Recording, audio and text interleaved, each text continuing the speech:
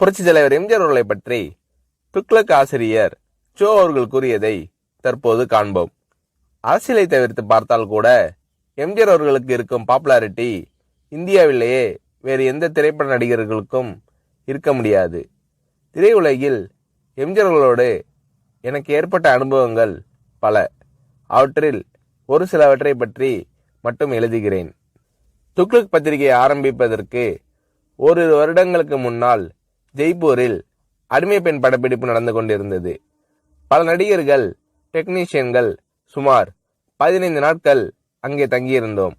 ஒவ்வொருவரையும் எம்ஜிஆர் அவர்கள் அக்கறையுடன் கவனித்துக் கொண்டது போல் வேறு எந்த தயாரிப்பாளரும் தன் படம் சம்பந்தப்பட்ட எவரையும் கவனித்துக் கொள்வாரா என்பது சந்தேகம்தான். தங்கும் வசதி, சாப்பாடு எல்லாம் ஒவ்வொருவருக்கும் திருப்திகரமான முறையில் இருக்கிறதா இல்லையா என்பதை அவ்வப்போது எம்ஜிஆர் அவர்களே நேரில் கவனித்துக் கொள்வார். படப்பிடிப்பின் போது ஒரு சில நாட்கள் கடும் வயிற்று வலியால் நான் அவதிப்பட்ட போது எம்ஜிஆர் அவர்கள் என்னிடம் காட்டிய பரிவு என்னால் மறக்க முடியாது. படப்பிடிப்பு தடைப்படுவதை பற்றி எம்ஜிஆர் அவர்கள் சற்றும் கவலைப்பட்டதாகவே தெரியவில்லை. அதே சமயத்தில் சென்னையில் ஒரு வழக்கை நடத்துவதற்காக நான் ஆஜராக வேண்டியிருந்ததால் உரிய நேரத்தில் என்னை அனுப்பி வைப்பதற்கும் எம்ஜிஆர் அவர்கள் எடுத்துக்கொண்ட சிரமம் கொஞ்சம் நஞ்சமல்ல. எனக்கு வயிற்று வலி குணமான பிறகு கூட என்னை படப்பிடிப்பிற்கு அழைக்காமல் என் நண்பர்களை அழைத்து உண்மையிலேயே அவருக்கு குணமாகிவிட்டதா, இல்லை ஷூட்டிங் தாமதமாகிறது என்ற காரணத்திற்காக குணமாகிவிட்டது என்று கூறுகிறாரா என்று விசாரித்து கொண்டார் எம்ஜிஆர் அவர்கள். அவருடைய டாக்டரை அனுப்பி நான் பரிபூர்ண குணமடைந்து விட்டேன் என்று அவர் சர்டிபிகேட் கொடுத்த பிறகுதான் சம்பந்தப்பட்ட காட்சிகளை எடுக்க ஆரம்பித்தார் எம்ஜிஆர் அவர்கள். என் விஷயத்தில் மட்டும் இப்படி என்பதில்லை. எல்லா நடிகர்களுக்கும் டெக்னீஷியன்களுக்கும் ராஜ உபசாரம்தான். ஜெய்ப்பூரில் அடிமை பெண் படப்பிடிப்பு நடந்து கொண்டிருக்கும் போதுதான் அவருடைய 100வது படமான ஒளிவிளக்கு தமிழகத்தில் ரிலீஸ் ஆகிறது. நீங்கள் சென்னையில் இருந்தால் பெரிய விழாவாக நடத்திருக்கலாமே என்று நான் எம்ஜிஆர் அவர்களிடம் கேட்டேன். சிரித்துக்கொண்டு பேசாமல் இருந்து விட்டார் எம்ஜிஆர் அவர்கள். என்ன இருந்தாலும் ஒரு கதாநாயக நடிகருக்கு 100வது படம் என்பது ஒரு முக்கியமான மைல்கல். அதை இவர் எந்த விதத்திலும் கொண்டாடாமல் விட்டுவிடுகிறாரே என்ற எண்ணம் என் மனதை உறுத்தியது. ஒரு சிறிய அன்பளிப்பை வாங்கி ஒரு வாழ்த்து பத்திரத்தையும் எழுதி ஜெய்ப்பூர் வந்திருந்த அத்தனை டெக்னீஷியன்கள், நடிகர்களின் பெயரையும் குறிப்பிட்டு நானே கையெழுத்திட்டு எல்லோரது முன்னிலையிலும் எம்ஜிஆர் அவர்களுக்கு வாசித்தளித்தேன். அதை வாங்கி கொண்ட எம்ஜிஆர் அவர்கள், என்ன இது, காகிதத்திலேயே 2 பக்கமும் எழுதிட்டீங்க, நான் இதை 2 பக்கமும் கண்ணாடி போட்டு ஃப்ரேம் போட்டு வச்சிக்க போறேன் என்று கூறினார். நான் செய்த சிறு காரியத்திற்கு எம்ஜிஆர் அவர்கள் தெரிவித்த நன்றி மனப்பூர்வமானதாக இருந்தது. ஒரு முறை ஷூட்டிங்கிற்காக ஒகேனக்கல் சென்றிருந்தோம். நான் போய் சேரும்போது எம்ஜிஆர் அவர்கள் அவுட்டோர் லொகேஷனில் இருந்தார். நானும் அந்த காட்சிகளுக்கு தேவை என்று என்னிடம் கூறினார்கள். மேக்கப் போட்டுக்கொண்டு நான் லொகேஷனுக்கு சென்றேன்.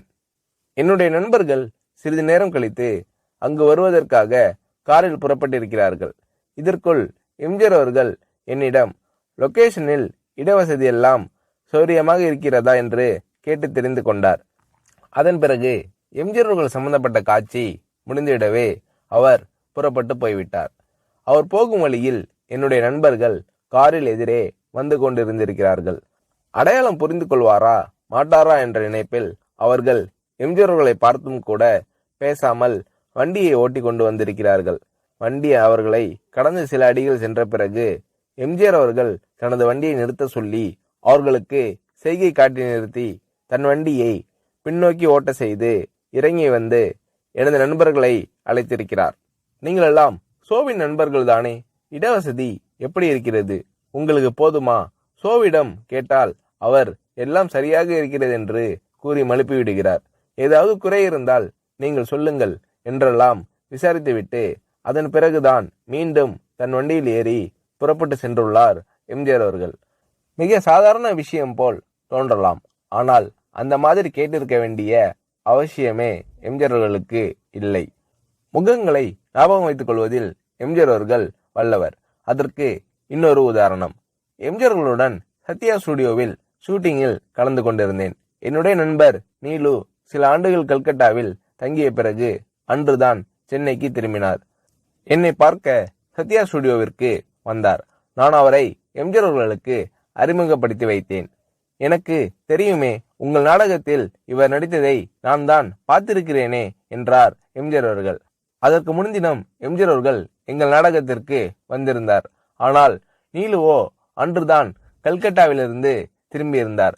ஆகையால் நான் எம்ஜிஆர் அவர்களிடம் சொன்னேன், நேற்று நீங்கள் பார்த்த நாடகத்தில் அவர் நடிக்கவில்லை. கல்கட்டாவிலிருந்து இன்றுதான் சென்னைக்கே வந்திருக்கிறார் என்றேன். எம்ஜிஆர் அவர்கள் என்னை கேட்டார், நேற்று நடந்த நாடகத்தில் பார்த்தேன் என்று நான் சொன்னேனா?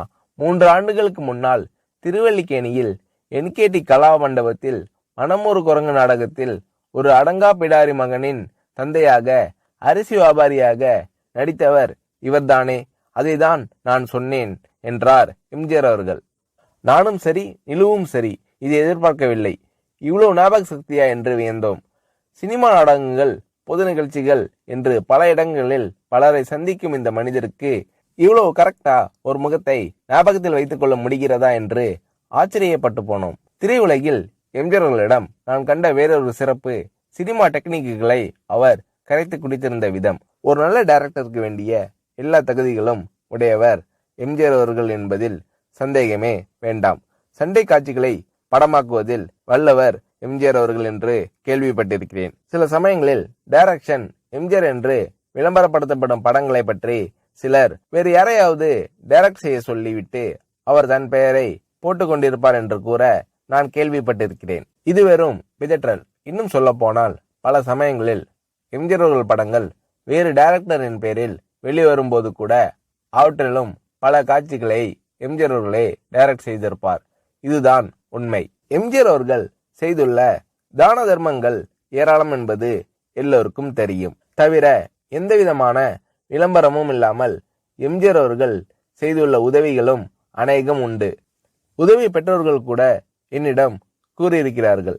மிகவும் தேவையான சமயத்தில் செய்யப்படும் உதவி போன்ற நல்ல காரியம் வேறு எதுவும் இல்லை. இந்த மாதிரி நல்ல காரியங்களை எம்ஜிஆர் அவர்கள் செய்திருக்கிறார் என்பது மறுக்க முடியாத உண்மை.